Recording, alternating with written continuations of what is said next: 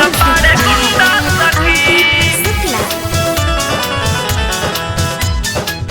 सारा जिला में कमर हिलैनी बाकी आरा में बाजे न पैनी। सारा जिला में कमर हिलैनी बाकी आरा में बाजे न पैनी। देखी हमारो सामान पूछे यादव जी के माल, देखी हमारो सामान पूछे यादव जी के माल, लागे भले नारा मुंडा सखी। चोली पाया देले हीरो हुंडा सखी, बाबू साहेब भइल बाड़े गुंडा सखी। चोली पाया देले हीरो हुंडा सखी, बाबू साहेब भइल बाड़े गुंडा सखी। गुंडा सखी, गुंडा सखी।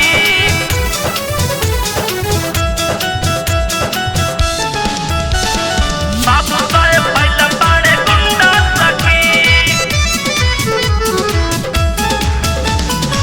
सखी नाचे जब गनी सटे जब, राइफल के गोली उता ताने ला करे जब, ढोड़ी के खोदी नाटक देला ढीला, काका हिस्सा के उता करेला लीला, करेला लीला।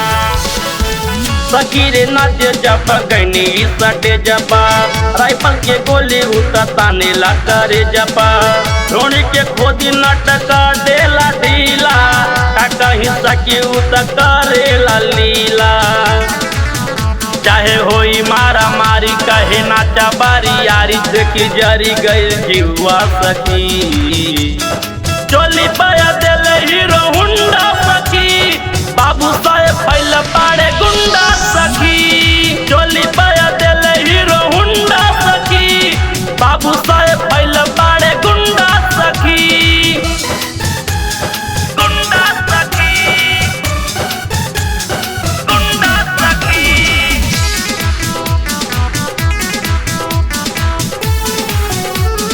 बाबू साहेब भइल बाड़े गुंडा सखी।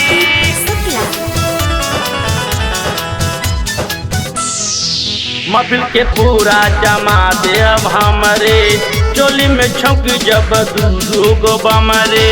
लइका जवान सबे बोला ता बोली, देखी के हमारा फुलहा कटोरी, देखी के हमारा फुलहा कटोरी। महफिल के पूरा जमा दे अब हमरे, चोली में छौकी जब दू गो बमरे। लइका जवान सबे बोला ता बोली, देखी के हमारा फुलहा कटोरी। राजू राजा जे बंटी को बजावा तारे घंटी, मन भइल यार मुंडा सखी। चोली पाया देले हीरो हुंडा सखी, बाबू साहेब